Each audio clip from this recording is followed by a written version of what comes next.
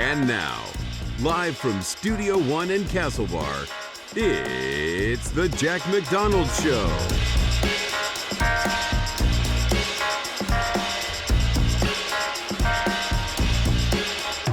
Hello. It's the Jack McDonald Show. Great to be back with you. The show that picks apart Irish life and sees if we can put it all back together. Still trying. I don't think we've succeeded. Great to be back, as I say. We have had kind of a whirlwind couple of weeks. So firstly, in programming show news, I'd like to give a special hand to everybody out there who watches and listens, because you officially interact with, possibly a fan of, an award-nominated podcast. So the Jack McDonald Show was Student Media Award nominated for 2023 for the category of Best Podcast. Apparently in 2020, there was over 20,000 applications, and then they whittle it down. So ultimately, I ended up at the final in the Aviva a couple of weeks ago. We were down in the last 5. Didn't get the top spot, but to be honest with you, I was delighted to just be there, because I think the podcast speaks for itself. Some of the interviews, the guests, and the fact, to be honest with you, that I didn't edit it or change it in any manner in order to win an award, which I think was much more important. It's very easy to sculpt something based on what you think a judge might want, but the fact that this program, and with the help of you guys at home, stood on its own 2 feet enough to get to the Aviva Stadium was incredible. The actual ceremony, the reception, was a bit like Succession, where people are kind of looking over his shoulders. Is that Ray Darcy? No, it's just a bald guy. Is that Mario Rosenstock? No, don't think so. Everybody was angling to see, could I get something out of this? I mean, it was just LinkedIn central. But still a really enjoyable event, and definitely one of my last times in Dublin for a while. I've packed up my stuff, left DCU. You've saw it in the backdrop of one or two of the episodes if you've been watching the video portion of this program. I will remind you before we go any further, it's a podcast, it's a video program, subscribe, all that stuff. Great stuff. And of course, there's some fantastic archives, Alan Clark, Cuddy and Chike, many more. But this week, and today specifically, I've got 2 fantastic guests. As you may realise, it is Katie Taylor fever and season across the country. Katie is due to step into the ring in just a couple of hours. McGregor is around that show, and then there is also just 1,000,001 other stories, including a Cork pub that was up for sale for about 1.4 million. So to kick off the show, I'm delighted to be joined by Muiris from The Journal. Muiris is a fantastic journalist. You've already seen him on this programme before. Before I jump to that segment, just 1 or 2 notes. Firstly, the Katie fight is just about to begin, so this could end up being a small bit dated. Also, Patrick Keelty was just announced earlier on today as the Late Late Show host officially. We speak about that as kind of, I wonder, will Pat get it? Spoiler alert, he did get it. So just 1 or 2 notes there, but without further ado, Muiris. Well, to review all the big stories of the day, I'm delighted to be joined by Muiris O'Cearbhaill, a reporter at The Journal and a man who has already been on this programme. So he's big time. Muiris, how are things? I've made it, Jack. Well, if I do remember correctly, you weren't at The Journal before you appeared on this programme, and then suddenly, somehow you're at one of the biggest media organisations in Ireland. Don't know. I mean, you weren't a media-nominated podcast before I came on, and then all of a sudden... We could all play that game, I suppose. Yeah, we could be here all day. A lot of stories that I'm really excited to talk to you about, Muiris. I suppose we might start off a small bit light. Mr. Conor McGregor, the Mystic Mac, has decided to make a triumphant return to our television screens. Yeah, I mean, I've actually watched the first episode of it, or a few clips of it, and I think it's actually, just judging off of that kind of vibe, he's a little bit crazy. From his Instagram, you can very easily see that he's gone mad. But to be fair to him, apparently he comes off really well in this. And I think, do you know what it is? What, you don't smoke joints on your yacht in Morocco? Oh, if only. Yeah, he did kind of...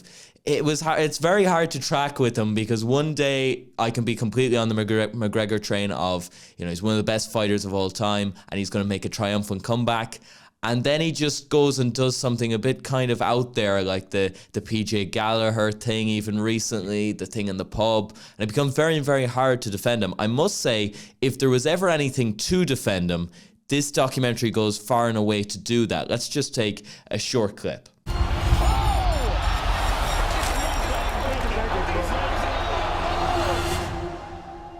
So, like, after the fact, there was speculation that was a career ender.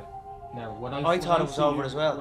I thought it was over as well. That's why I flipped into a different mode, like, you know. This is not over. If we had to take this outside with him, it's all outside. We don't give a bollocks. Now, it was the adrenaline as well, and I know I would have calmed down. And like, part of me was thinking, Jesus, imagine it was just taken from me like that. I would go into I would be a different person, and it was a bit scary, to be honest.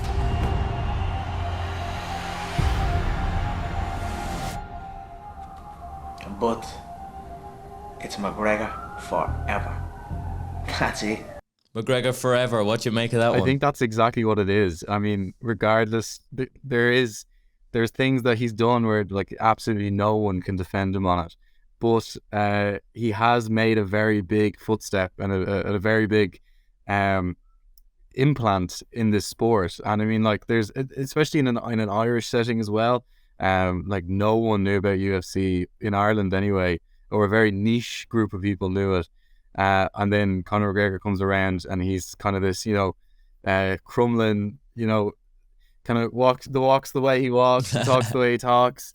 And he kind of evolves into that character, which is what I like about him as well. There's interviews with Ariel Helwani, the MMA journalist, from many years ago, and McGregor is kind of half pursuing this character, but it's way more dialed down from the fully formed Conor McGregor that we see now. Yeah, I mean, like, it's even that sort of like vibe has made such a big sort of change in Ireland with young men.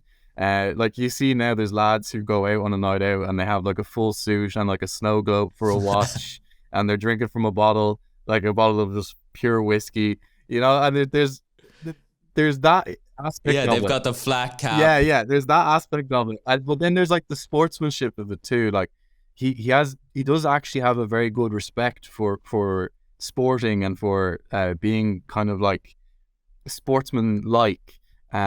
Maybe after the fact. But well, and even I think the only defeat was that most recent one against Poirier, where he just flipped. And if I want to take this outside, it's all outside, that stuff. But that's completely out of character. All the other fights that he had lost, he was relatively sportsmanlike. I mean, even against Khabib, yes, he socked a couple of Khabib's teammates, but to be fair, they did start on him first. So I don't know. I really do hope that someday we have a national reckoning and McGregor and the Irish people can just have a ceasefire and come back as one. But I just think he's lost too many people. It's unfortunate. Speaking, I suppose, of popularity, there's a massive popularity contest going on at the moment. Unfortunately, neither myself nor yourself, Muiris, I think, really have much of a chance in the race. But the Late Late Show, still that question looms as to who's taking it. A new frontrunner has emerged. Yeah, Pat Kilty. I mean, who would have thought it? There's lots of questions around how he's going to balance BBC and RTE, or if he's even going to in the first place. And then there's talk about like his wife getting involved as well. It's a really, really interesting situation. And I mean, just judging off of the Business Post, whoever's their source has them on lock, man. But yeah, like, it's an interesting situation because I think a lot of our generation have grown up not really watching the Late Late. It hasn't really been that big of a deal for a very long time. And now kind of getting to see someone new come in, someone who's able to bring maybe a breath of fresh air, not do the same thing that's been happening for the last, 50, 60 years. Early 70s, I believe, is when it kicked off, just a year or two after the Americans did theirs. And much, shaped massively by Gay Byrne. And then when it was handed over, I think they've been kind of looking back at the archive footage going, what would Gabo do? And there's been maybe a lack of unique, fresh breaths and interesting approaches. Interestingly, I read a piece which was suggesting that Keelty was Gabo's favourite to replace him many, many years ago, and somehow that didn't work out. Yeah, I'd heard about that as well. And I mean, you can almost kind of see what happened though, like the trajectory of his career since. He's had a great career over in the UK, but he still has that respect for Ireland. And then his most recent appearance on Tommy Tiernan, I mean, like that was all over my social media. Just people praising him because of the things he was saying about Northern Ireland, things he was saying about the Irish language, about Catholicism and Protestantism. Like he understands the society still, which, I mean, a lot of people who do take the move across the pond, or they an Irishman abroad type thing. Yeah, they kind of rarely kind of are able to keep that sort of sense where. Do you think that will work to his advantage, the kind of the outsider thing? Because I've been debating that for the last couple hours in my head as to would it get old, you know, if he's not kind of embedded in the Irish society? Would somebody constantly kind of, you know, looking at it from London with bemused eyes, would that start to grate on you? Or would it add a breath of fresh air? You know, Ryan Tubridy seems to have a decent sense of Ireland. He talks about going to the pub, Ryan's and places like that. But ultimately, that is very Dublin-centric. Yeah. So maybe he's good luck of Dublin 2, Dublin 4, Dublin 6, but does he have a... Did Ryan, did Gabo, did any of them ever really appeal to the whole of Ireland? And maybe Keelty can point to that as a reason why he actually could, you know, the outsider could actually work and has always worked. Yeah, certainly. I mean, if you look over the other pond in the States, I mean, not many people like him now, but when James Corden started over there, I mean, people loved because the king of late night. Yeah. He was just, you know, he was just this British dude who didn't really know much about the States, and like that was kind of cute in a way where like he would be talking about not understanding things or be talking about stories from back home, whereas Keelty kind of has that mix. He understands both sides. And another aspect of it, though, it could be where he actually has the connections to be able to get guests where people want to watch it on a Friday. Yes. That's another thing that's been happening far too often on the Late, in my opinion, is, I mean, in my line of work, I listen to the most abhorrent shite every week. And then at the end of the Friday night, if I do want to choose to watch something on television, I don't necessarily want to hear about the sob stories. I want to hear some sort of like uplifting stuff. Or like this week, sorry to date this segment, but with Micheál Martin announced today that he's going to be coming on the show on Friday. That'll be interesting to see because he's been very like media centric at the moment. There's a lot of like he's kind of constantly talking to reporters, constantly giving them scoops. So it'll be interesting to see kind of maybe what he's going to go. I'm just thinking he's going to go on with a rocket launcher and promise he won't join NATO. Yeah. No, but you're right about the guest because, again, doing a little bit of reflection on this, my favourite period of time of the Late, and I wasn't even particularly cognizant, was when Ryan had the desk. He was only a couple of years in. He was kind of still baby-faced. And he was there interviewing these quite big name celebrities, American celebrities who had flown in. And of course, the thing now, apparently, why they don't fly into Ireland is because we have one of the highest movie-going rates out of any European population. So when they're, you know, doing out their spreadsheet and their cost analysis, we're already packed in that if it's a half-decent film, we'll go and see it. Tom Cruise, fuck it, we'll go and see it. Whereas, you know, in the UK or Germany or somewhere like that, Tom Cruise still has to press the flesh and kind of make a little bit of appeal to the audience. So you're right about Keelty maybe packing a punch. Totally. I mean, it's all about connections in that job at the end of the day. And he has that kind of personality where I feel even if you disagreed with him, you'd still like him, you know? Whereas a lot of people went off Ryan very quickly because of things he may have said. Like, he got flack for calling McDonald's McFilth like 3 months ago. Like, you know, people just kind of build up and up and up. And eventually, I mean, I say in that job, it's a tough job. You know, you basically address the nation every Friday and everyone is sitting on that couch saying, entertain me. So it's always going to be a tough one. But if you can get someone who like you can have them on the audience side every time, I mean, and you need someone with a bit of bottle, I think, as well. It was the great thing Gay Byrne was able, because it was his program, essentially, he was able to clearly steer it in the direction he felt the audience needed and he needed. Whereas every person since has been at the whim of critics, newspaper writers, Twitter users, and they're, you know, if they try and course correct because some Twitter user criticizes them on the Friday, the next week they're too jolly or they're too glib. You know, that you just can't win. So I suppose we'll see how it plays out. It's the story that doesn't seem to end. Moving on, one of the biggest stories of this week, you talked about dating the piece. I'm very looking forward to this. On Saturday, we will see Katie Taylor step into the ring for her Irish homecoming in the 3 Arena. Looks like it's going to be a mega fight. Oh, totally, man. I mean, like, she's literally a national sporting hero. Regardless of Conor McGregor, like, everyone can get behind Taylor.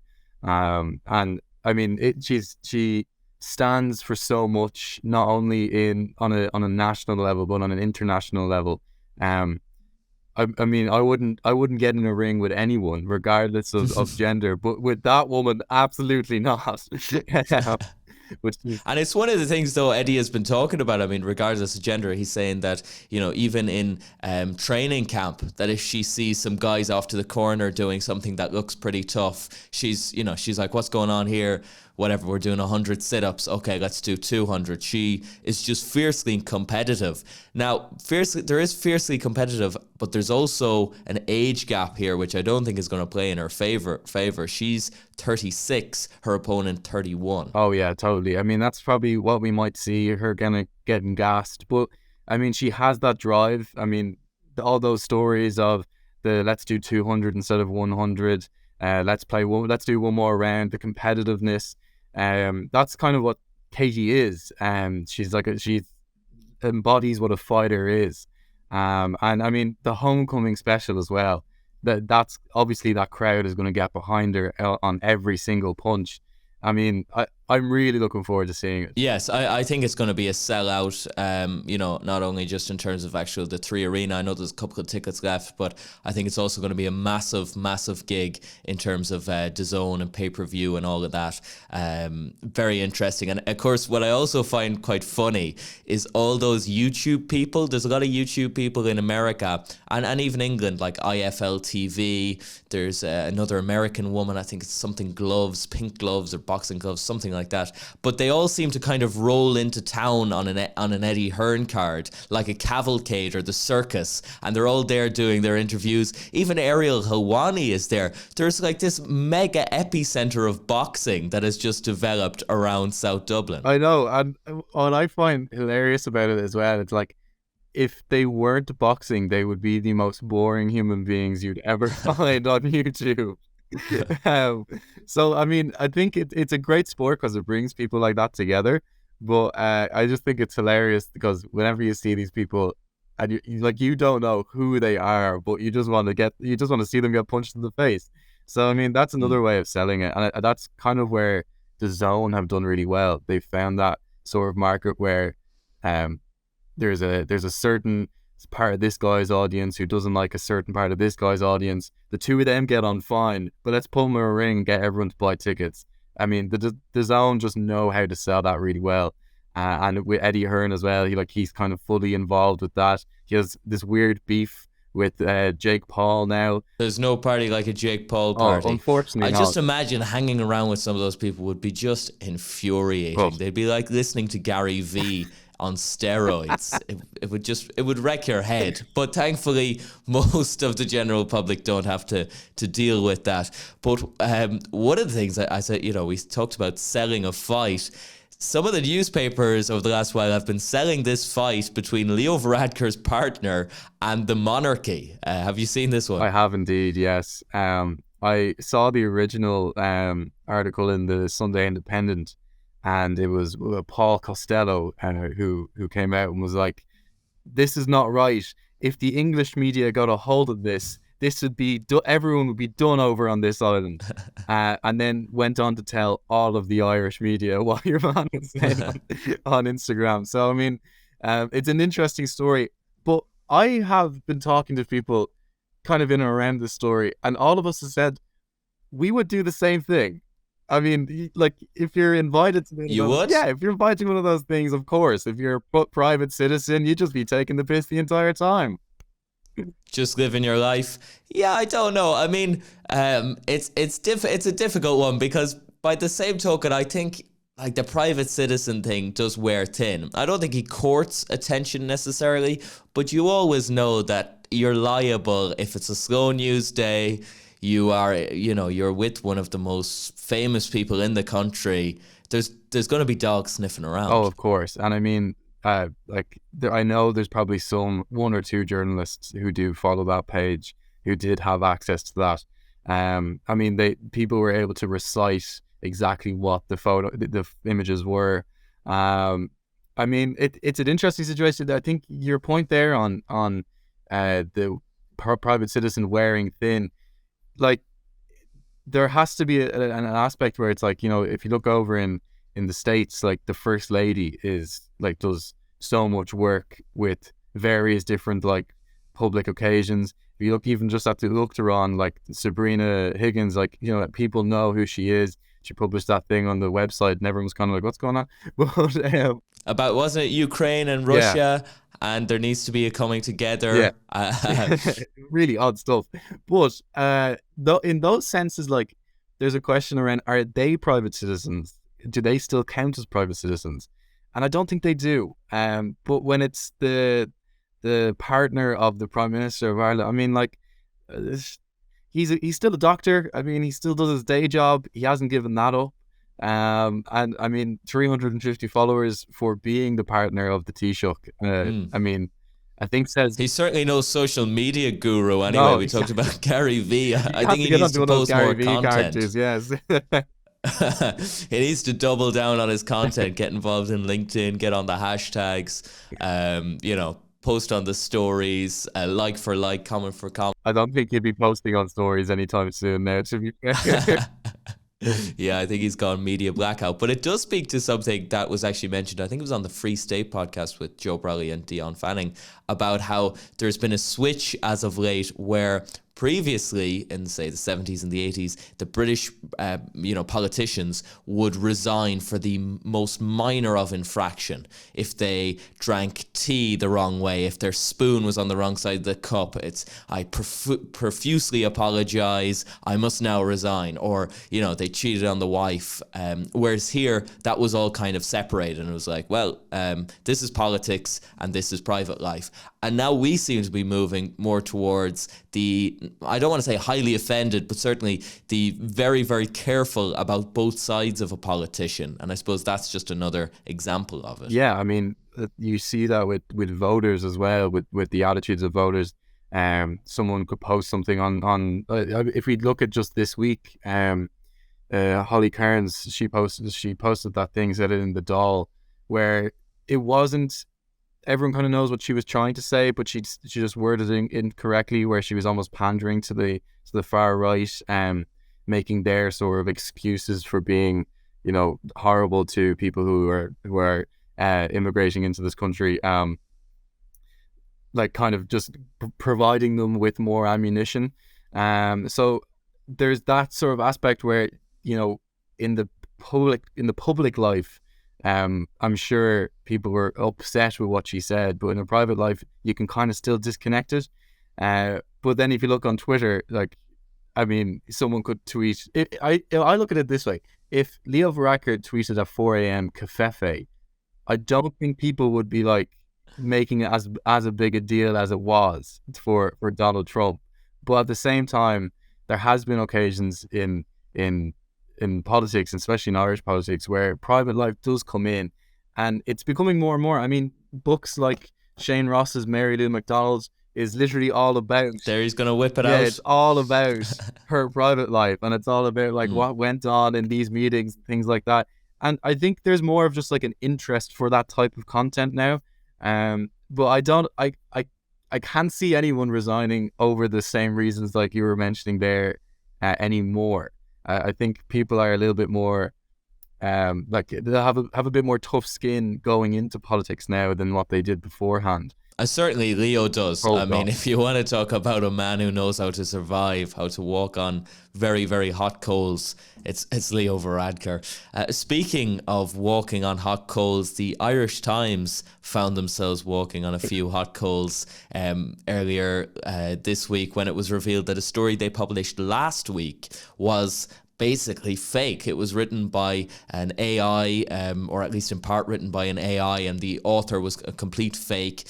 And so it was very interesting. Before I throw it to you, Muiris, I did notice this story as I believe I was boarding a plane over to Liverpool, and it's just one of those things you flick up and you're like, there's something weird about this. I can't put my finger. Maybe BuzzFeed News have just closed down their news organization. Maybe the Irish Times have some of these guys on freelance, but it just didn't, I don't know, it didn't quite fit with what you usually see in the Times. And I think a lot of people out there would be glad if they are in newsrooms that they didn't have time to pick it up, because to be fair to them, it was relatively quickly scooped up that it was a fake. I mean, that BuzzFeed freelancers, that was brilliant comment. But I think that's kind of what was happening. There's an aspect there. There's a question there.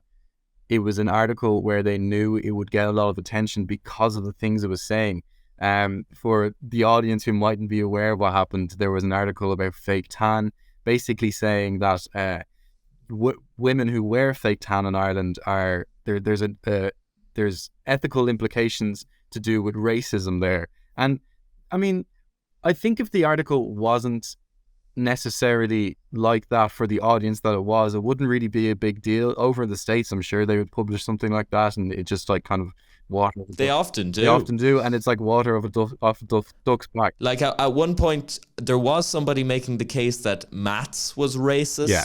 Like they do at times just go way beyond the pale, and you think, I don't think 2 + 2 really is the issue here. It could be the many years of slavery that's the issue, not the maths. Totally, yeah. And I think I think the point that they're trying to make could actually stand and have a very interesting conversation.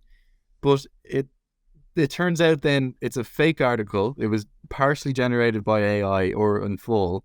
The images that they used were fully generated by AI. And they didn't necessarily, the person who behind this account and behind this freelance didn't necessarily have an agenda that was very clear. It was more just, I don't like... Well, hilariously, they don't want to be revealed, which is a bit weird for a prank. Yeah. Like this, you know, some of the people, the Standard are writing about this, the Times themselves, the Currency. A lot of articles are picking up that they know who this is, that they've been in communication. But because they're in college or something like that, they don't want to be named, which is, I don't know, it's a bit Banksy-esque almost. Almost, yeah, definitely. And I mean... there's lots of newsrooms who have been caught out with this and just haven't got the flack as the Irish Times have. But that's the thing with the Irish Times. The Times is the paper of record. It's this kind of establishment in Irish journalism. And I mean, people will not agree with anything written in the paper, but still will buy it because of just that trust that's in there. And that was something really reflected by their editor in their apology that they put out. They understood that level of trust was broken. And I think they dealt with it pretty well. They got to it very quickly. But I know myself, there was some talks in the industry, but then also like in the Dáil chambers and in the corridors of Parliament, kind of saying where you regularly hang out. Yeah, just smoking joints. But trying to boost Leo Varadkar's partner's Instagram page. But asking, like, basically kind of looking at this being like, I don't understand what the point of this is. And again, it goes back to the question of like, was the Irish Times really just publishing this to get clicks? And is that the thing that we want the paper record to be doing in our country? I don't know, but it's certainly, you would question the Irish thing to it. Like they were saying, you know, Irish people disproportionately use fake tan, which I suppose is true. But if you want to take it anyway, surely you should take it, to me at least, as a compliment. It means that people are appreciating a culture.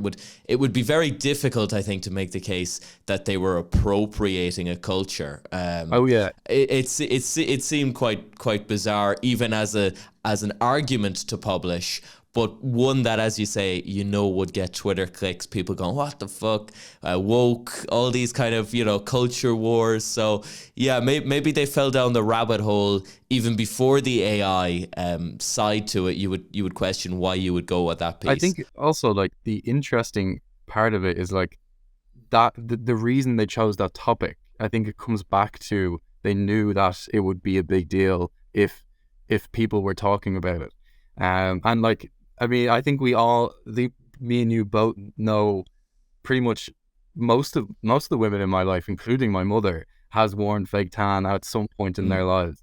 And it's just like a normal thing. I wouldn't necessarily look at it in any way or shape or form as a racist thing or even as an appropriation thing. Particularly because, I mean, if the tan is good, it just looks like you were abroad. But at the same time, it was the AI aspect coming into it. I was just mind blown. It was like, why did you even choose this topic? It's one of those things kind of where it goes so left wing, it's right wing. Yeah. Like you're actually going so appreciating other cultures and multiculturalism that you're actually starting to make the argument for intersectionality and dividing culture, which is very much against what I think most people's principles. But yeah, one that I'm sure many people in newsrooms will be just having an eye over as to whether things are AI generated or not.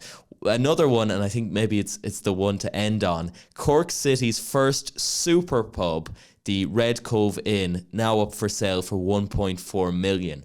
And again, not to keep bringing up Liverpool, but it kind of, I have this on the dock because of Liverpool. I was over there in some of the most incredible bars and pubs you could ever be in. Places you're queuing up and you're thinking, there is literally nothing interesting about this. I'm going to pay £5 and it's going to be shit. And you go upstairs to the most magnificent nightclub ever. Incredible screens, incredible DJs, and just a brilliant atmosphere. And that's club after pub after club after pub. And so, I don't know, maybe this is too optimistic of me to think that there's a possibility in which the Red Cove Inn could emulate your Liverpools of the world. Yeah, I would highly doubt it, Jack, to be honest. I mean, Cork is a lovely spot. Being a dub myself, though, I have to have that rivalry. I'd say there's some absolutely brilliant pubs and clubs in Dublin who can provide that. But yet to find them, Muiris. 9 months searching, Hogan's, yet to find them. Hogan's just off of just on George's Street. You should try it. He's got an affiliate link. Yes, use code Muiris at the door. Don't. They'll never get me back in. They'll turn you away. But what was interesting about this is, so it was opened in 1989. Now on the market for 1.4 million. But it had a number of features. For example, a Taekwondo studio. Like, why on earth a pub would ever need a Taekwondo studio? I'm not quite sure. It's the kind of thing that I think after a couple of pints, people just would give a go, But I love that they aspired to a Taekwondo studio, that they didn't just build a pub, they also put in Taekwondo studio, community hall, a pool tournament, even a beauty salon where you could get Botox fillers. Like, what I like about what it, more like, could you want? What I like about it was, like, you had the normal thing, like large TVs, pool table, darts area. They had a whole area where people would just, like, it was the Cork Pool Association, I think, if I remember correctly.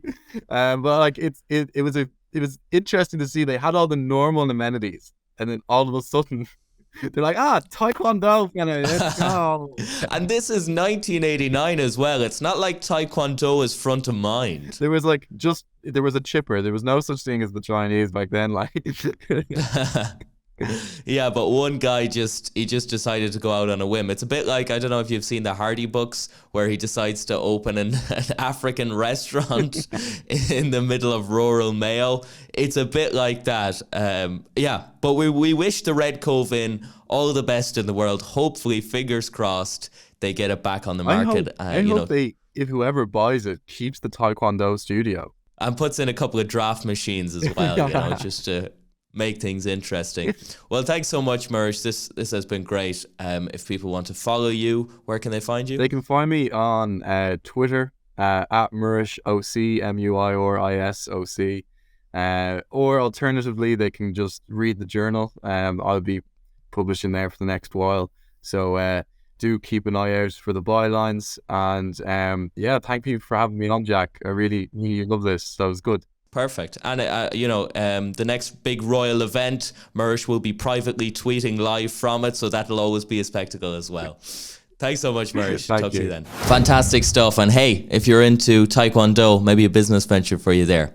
Well, my next guest, headline guest, Eugene O'Brien. I was delighted to speak to Eugene only a couple of weeks ago. We were speaking basically about Pure Mule and life as an Irish writer. Eugene first came to my attention when he was on the Two Johnnies podcast, but I'm sure many of you out there will already know and love the stuff Eugene has created. For those who don't, he created a TV show called Pure Mule, which was almost like the Hardy books, but without a lot of the satire. It's still funny, but it's also, I think, a really cutting example of drama in rural Ireland, and just some of the crazy stuff that sometimes goes a little bit under the carpet.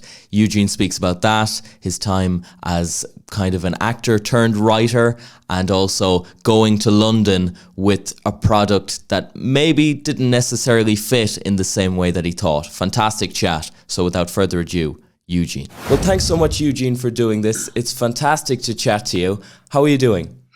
I'm very well. I'm just sitting at my desk. I'm supposed to be writing, so this is great. It's an excuse not to have to write. So. A lovely distraction. Well, I was actually thinking that as I sat down to write a couple of questions, it's kind of an overcast Mondays. Are these the days that writers get a lot of things done? Yes. I mean, Monday mornings always... it's always a little bit depressing for a writer because it's just you. There's no crack. There's no other people to hang out with. Mm-hmm. There's nobody to hang around the photocopier, But this morning you seem to like that. You seem to like a bit of kind of action, a bit of wildness. I know with Eden, if we kind of skip ahead a little bit, I hear that you wrote that kind of while keeping one hand on the door to keep heady, kind of hyper actors out of the room while you were writing it. Well, kind of, yeah. Well, I was living in a Northumberland Road. There was a flat there, which was nicknamed Club 82, because it was 82 Northumberland Road, because of the amount of parties that used to be there and people just dropping in and people smoking just hash and drinking and whatever. So it was a great time. It was a kind of late 90s when you could kind of live on the dole and pay your rent and do your odd acting gig and learn your craft, do all that stuff. And rent was very cheap, and it was just a much easier time to be kind of trying to be an actor or a writer. It's much harder now. I don't know how they do it, but so we were in this crazy house, and I had decided I wanted to write this show, and it had come from an earlier one-man show that I'd written. I had these two characters, Billy and Breda, and I really wanted to expand them. So I went into that room, and on a very old computer, I with a floppy disk, the whole thing, I started writing. And how long did it take? I hear people, like for example, the writer of Home Alone, he used to write in just bursts. So after 18 hours, he'd emerge with basically Home Alone. Other people, it takes months and months and months. How are you on that department? It depends on what you're doing. I mean, sometimes, like with kind of monologue plays, their stream of consciousness, they tend to be in you, and they kind of they come out quite easily. Not easily, but they come out of you. You kind of vomit them out, and then you do a bit of editing. I like screenplays are a different kettle of fish. They're just endlessly writing with story editors, and really good people that help you, and producers and directors, and everyone is kind of involved, and so that's a different type of thing, but I usually write in bursts though as well. Probably during the day I write, I'm not doing anything for 2 hours. I'm thinking about it, or I'm doodling, or I'm looking at the internet, or I'm wasting my time. And suddenly then I'll go at it for an hour and I'll get a load done, Like a flash of lightning. It's kind of, yeah. And you'll get it down, and you try to do as many, if I'm doing a screenplay, I'll try to get X amount of pages done per day. And I need routine. I need absolute routine for writing. Every day has to be the same. I have to break for lunch at the same time. I have to do this at the same time. I have to go to the shop at the same time. And that's the kind of key to it for me. Some people are brilliant at grabbing hours early in the morning if they have kids, or doing all that kind of thing, which is great too. I this is kind of what I do full time. So I just do this. I have to have the routine of writing. Perfect. Well, I suppose if we look at Eden for a second, so Eden premiered in January of 2001. And as you say, you wrote it during kind of maybe a hectic time in your own life. Ultimately, it went on to win the Irish Times Best New Play of the Year award, along with the Rooney Prize for Irish Literature. So certainly it was well received. An interesting part of this story, I think, perhaps you can talk firstly about the success in Ireland, but then maybe the difficult reception it took in the West End and other parts of the world. Sometimes something can hit so well back at home, but not maybe have the reception you had hoped or dreamed of when you go to London or New York or all these other places. Yes, absolutely. And some things can not hit at all at home, and an international audience will really like it. So it goes both ways. But yeah, no, we took Eden to the West End in October 2002, and it had been a big success here, and it won all the Rooney and Stuart Parker Award as well, the Irish Times, and all that jazz. So it was great. Audiences loved it. We got to London, and I think the show was slightly marketed in the wrong manner as well. I think it just wasn't quite hitting the right message. But there was a lot of Adam and Eve imagery and kind of this kind of thing which really is not in the play. And I think people came to the play thinking they were going to see something that wasn't there, eventually, originally. And also I think the monologue, there've been a lot of monologues, Irish monologues, from Conor McPherson, who directed Eden, and Mark O'Rourke, and there was various other ones, and they were a little bit tired of them. So by the time we got there was a little bit of that. The party was up. The party was up, but they were kind of a little bit tired of the Guardian review was brilliant. Lynn Gardner and the Guardian gave us the most fantastically appalling review. Something like, how many more of these drink-sodden, whinging Irish, self-pitying monologues do we have to? So it was all that. But we got some nice reviews, and some people really liked it over there. But, on the whole, it was not a success. And we came home after 2 months, I think. So that and was... licked your wounds. And licked your wounds. It was an interesting experience. And it's been done around, like, I've seen a production in Holland and Romania and in Austria, and they were all kind of very well received, all in different languages. One very, very bizarre version in Barcelona in Catalan, in the Catalan language, which was, because it's about two kind of people who aren't having sex and are very kind of frustrated, and but when Catalans do it, you can't believe that they're not having sex. Do you know what I mean? Because they're so hot in Spanish and blah, blah, blah, fiery, So it was kind of weird, but they were brilliant. And so we had lots of great experiences around.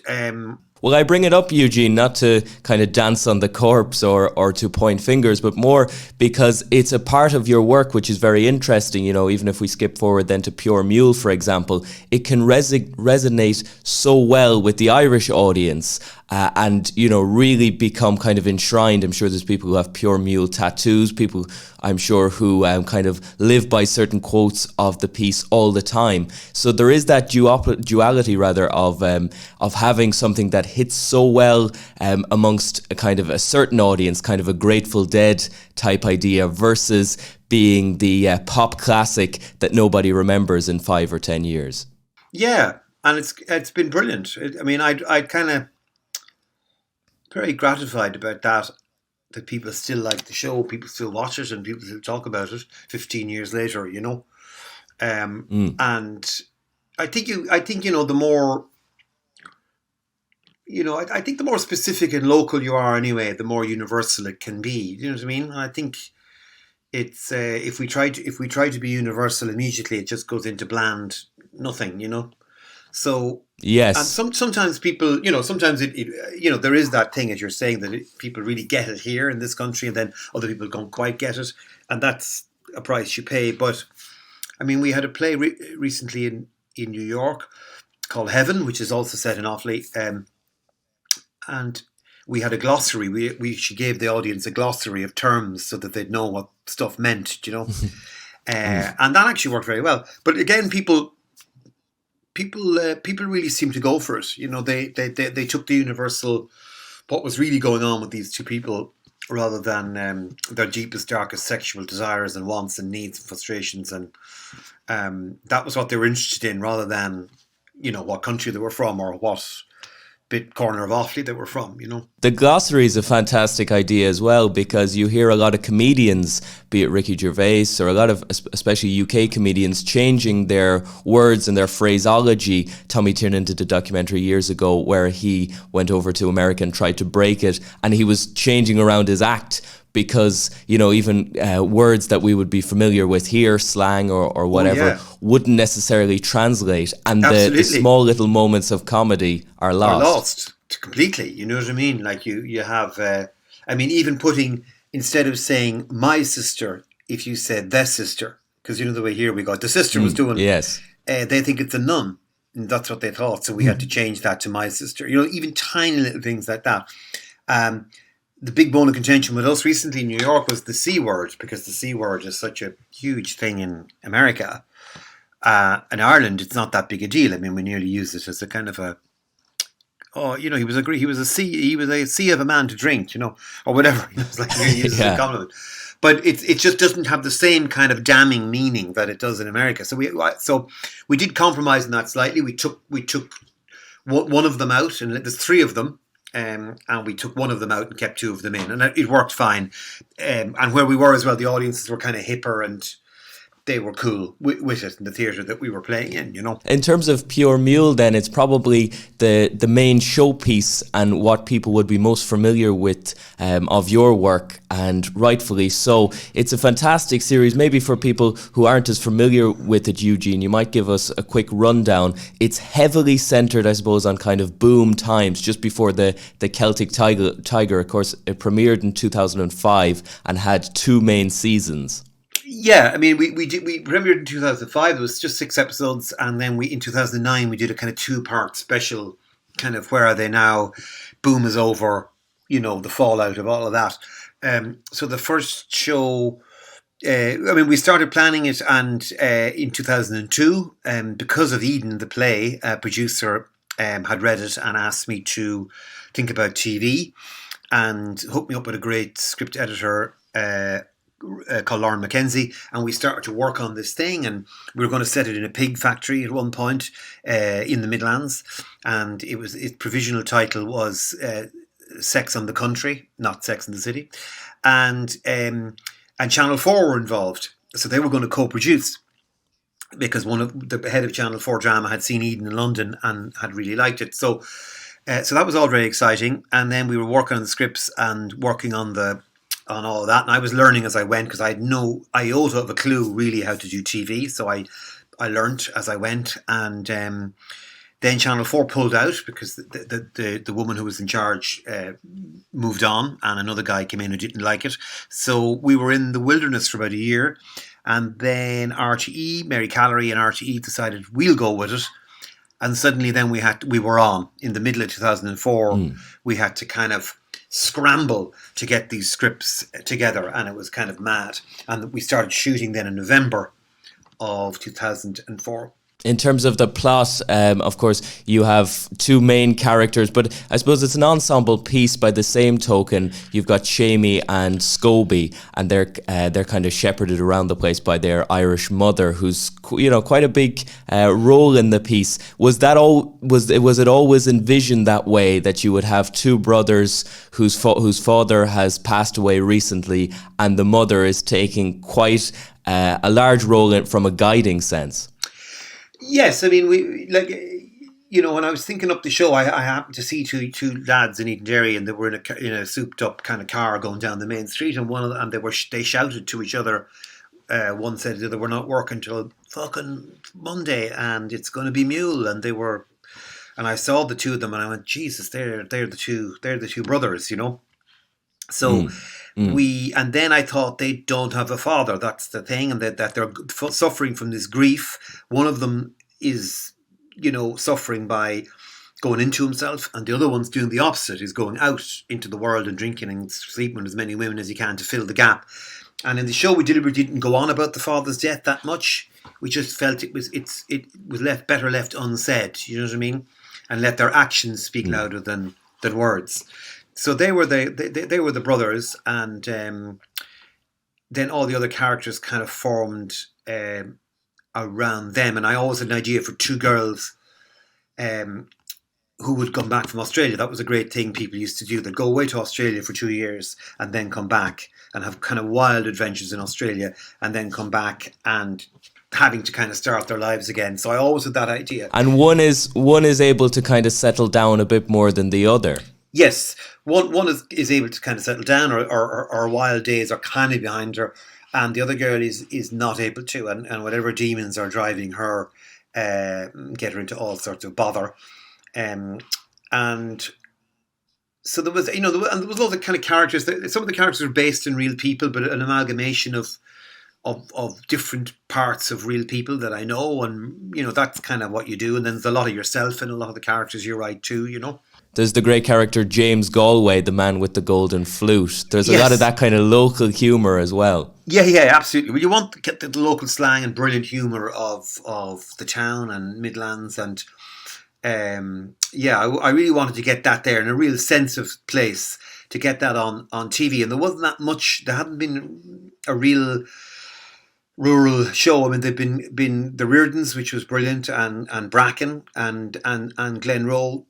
To a certain extent, I think it got a bit tired, but and they were great shows by the great Wesley Burrows, but they were half-8 shows. They couldn't get into the underbelly of stuff. Do you know what I mean?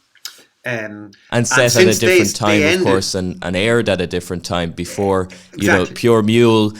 The church even is noticeably not very present. No. There isn't even much talk of the church. No, there's no talk of the church. I didn't think anyone was really involved in the church anymore, and there was just no need for a priest. There's always traditionally been a priest character in all rural dramas, but we just didn't seem to need one, And the great thing as well about Pure Mule, not to sound incredibly effusive, but it is well worth watching for those who haven't watched it. But the great thing about Pure Mule is all of the characters feel very true to life, which, is kind of the make of a writer, I suppose. There's the idea that when all characters sit down to a meal at the end of the day, they should all have a different kind of perspective on life, that no one character should be the exact same as the other, but they can't seem too caricature-y either, or too kind of farcical. And specifically maybe in the example of Shamey, he is a quiet person who clearly has one or two things bothering him,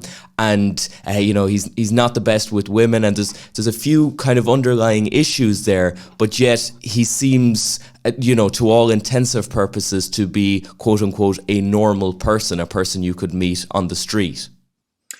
Yeah, well, absolutely. I think everybody has a huge inner life and crazy subconscious and all sorts of stuff going on, and all sorts of trauma and all sorts of memories. And so I don't think there's anyone who's ordinary, And so I think it's always fascinating to draw people out and the contradictions that we all have. So Shamey has gone into himself because he's trying to protect himself, and he's feeling a bit lost in the world, and he's just looking for connection, really, like all the characters are. And he was brilliantly played by Tom Murphy, the late Tom Murphy. And it was a part we couldn't cast, actually. We had a really big problem casting that role, and we saw a lot of people, and they were all great, but no one was quite just hitting it right. And then Tom, who we felt was too old because he was about 10 years older than the character's supposed to be, but we asked him in, and he was just absolutely brilliant. So we cast him, and he brought an awful lot to the character. He was amazing. Another fantastic element of Pure Mule is, as we've said before, the kind of the local nature of it, the small town nature, and no one particularly seems to want to leave. There's one or two characters who have certain aspirations, but there isn't a feeling that you are above your station. There's kind of, I don't know, there's a warmth almost amongst the small town, and it's something you mentioned and got into on the Two Johnnies podcast about this idea of the kind of the small town versus moving to the city, for example, Dublin, or heading off to Australia. What were your own thoughts while you were writing it? Did it shape the way you thought about those issues, or did the way you thought about those issues maybe shape things like Pure Mule, that small town versus city dynamic? Yes, well, I suppose it was very much at the time that it was written that people were not having to move as much, There was work at home, the building boom was on, and the lads didn't have to go to London as they might have had to go in previous years. So there was full employment, so people were at home, and you wanted to reflect that, I mean, when I was in the 80s, when I was in my kind of teens and early 20s, I mean, everybody left, everyone went to London, everyone went to America, and that was the way it was. But this was a different time, so we really wanted to kind of explore that, And then finally, obviously, you have made your debut in the novel world with a sequel to Pure Mule, Going Back. I'm halfway through the audiobook, which is fantastic. It was interesting about Going Back. It's set kind of in modern times, so you have to deal with modern problems. You've spoken before about how you had to kind of change the way drugs were depicted, especially, from Pure Mule over to Going Back. And then the same with gambling. Gambling is now this, especially online gambling, is now this kind of quiet killer within Irish society. And Deirdre, one of the characters who we've seen have a more kind of, I suppose, normal issue, being an affair in the last, in Pure Mule. Now she is unfortunately hooked by gambling. So tell me about creating modern problems for the modern world. Well, I think, yes, the gambling thing had come from a book I'd read called Tony 10 about a guy who had defrauded the post, on Post for £1 million. He was an on Post worker to fuel his gambling habit, and how scurrilous the bookmakers were in encouraging him to keep gambling. And it was a Declan Lynch, the Sunday Indo journalist, wrote the book, and there was talk of it being made into something, and I was looking at it for that. But so I was inspired by that, really. And it is such a huge underground problem, and no one can see you doing it. It's not like drinking or taking drugs, or nobody knows it's going on. So I thought it was a perfect way of that this woman who's at odds with herself and her marriage, and this is how she soothes herself. So that was kind of one, and then I've been doing a bit of work with a youth group in Edenderry called Acorn. It's an amazing place where they run kind of it's an alternative school essentially for kids who cannot kind of go to the usual system, and they may be coming from more problematic backgrounds or whatever. And I learned a lot from them, and so a lot of the younger character in the book who's trying to go straight. That Scobie gets involved in a lot of that real underbelly of a town. You know what I mean? Where people there's places in the town where people no-go areas. Yeah, so to people speak. are taking heroin in a place. And everyone knows where it is. And so we wanted to go. There's the main street of the town, and then there's there's an alternative street that's just off the main street, and it's like the shadow of the town, the shadow world where all this other stuff's going on. So we wanted Scobie to have to walk in the shadow world for a while, and he goes low in this book. He gets into a lot of real depression, and then we bring him out of it because he really has to go deeper into himself to find out why he can't settle and why he's unable to be okay and be happy. And also I wanted to write about the returning immigrant again, from Australia, that he's been in Australia for 10 years. He's part of that. Thousands of people went in at the end of the Tiger, when the crash happened. And there's been very little written about these people. So I was interested in that and him coming home and then reacclimatizing to the Irish life. Reacclimatizing and being a stranger in your own town and being out of step with everything, and he's turning 40 in the book, so he's feeling old, and he has to live with his mother, and COVID is happening, so now he has to share the house on his own with his mother, but this actually forces him to confront certain things that happened to him, and it was great. It was really good. I really enjoyed going back into him and rediscovering him again and following his story. And if you haven't read it, go get a copy. Head out to a bookshop and read it. And finally, you were talking about Scobie and the kind of bringing Scobie into the modern Ireland. As a writer, was it difficult to capture the modern Irish zeitgeist? So obviously we're talking about a couple of the problems there in Irish society, but just broadly, Pure Mule, for somebody who was at least alive during that time period, I wasn't exactly that cognizant of what was going on around me, but it seems to be quite reflective of the time. Was it difficult now as you get older, you're just over 50 now, living in Irish life, especially even perhaps during COVID when you wrote a lot of it to be inside? Was it difficult to kind of capture the Irish zeitgeist at this stage in your life? I don't know. I mean, I suppose it's up to others to read the book and see, have I? I don't know. I didn't find it particularly difficult, but I kind of know what's going on. I go home a lot, and I have the ear to the ground, and you talk to people. So I think, and we all lived through COVID, so we all had that experience. Doesn't matter what age. Yes. You got that. So no, it wasn't too hard. I mean, the interesting stuff was the, I suppose, the new sensibilities around language and all that, and not being, not having to say the right thing.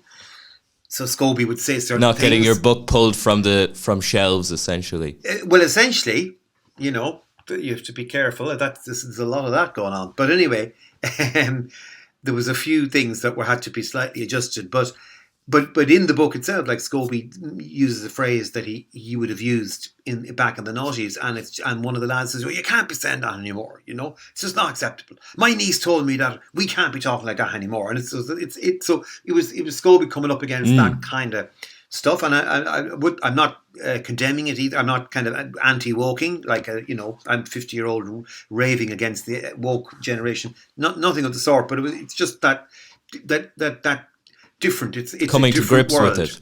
Yeah, trying to come to grips with it, and he's trying to come to grips with it, and like all these things, some of it I think is really good, and some of it is batshit, but it'll all work itself out in time, and it'll all integrate, I'm sure, Well, if you want to find out if Eugene did in fact capture the Irish zeitgeist, there's only one way to do that, by going back. It's in all good bookshops, and indeed it's available as an audiobook. The audiobook is very good. Thanks so much, Eugene, for taking the time. Thank you so much, Jack. Cheers, man. Well, that's it from me, folks. Thanks so much, as always, for taking the time. We'll see you next week.